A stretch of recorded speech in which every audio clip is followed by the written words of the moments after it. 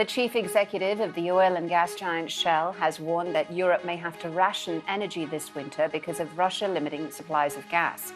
Ben van Beurden said the continent would face what he called a really tough few months. He also warned that customers could face a significant rise in prices. Ukrainian officials say 23 people have been killed in a Russian missile strike that hit a city southwest of the capital, Kyiv. More than 100 people were reported injured in the attack in Vinnytsia. Let's talk to our correspondent, Joe Inwood. Joe, morning to you. This is quite a way away from the east, from the Donbass region. Why are we seeing now strikes so far into the country? Yeah, it's interesting. There's been quite a few of these recently, hasn't there? There's one in the shopping centre in Kremenchuk. We had one in a resort just to the west of Odessa.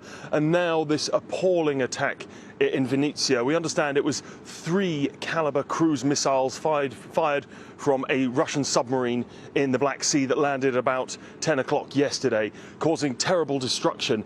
As to why, well, that's not really clear.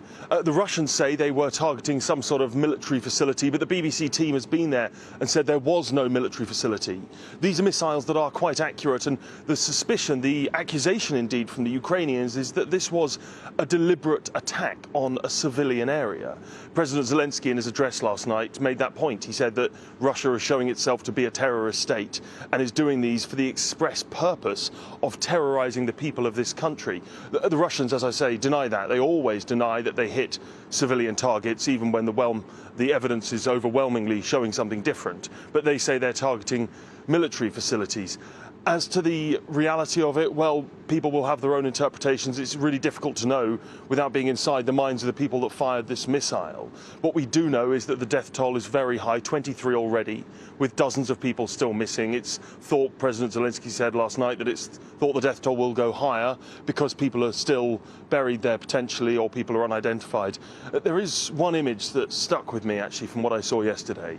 Really arresting and disturbing. A young girl, 4 years old, called Liza, and there's this photo of her lying face down on the floor next to her buggy. And it's juxtaposed with a video her mother posted of her on social media just hours before, showing her walking along and laughing. And she gives a face to the victims of this and other attacks like it across this country that have been continuing for weeks and weeks now.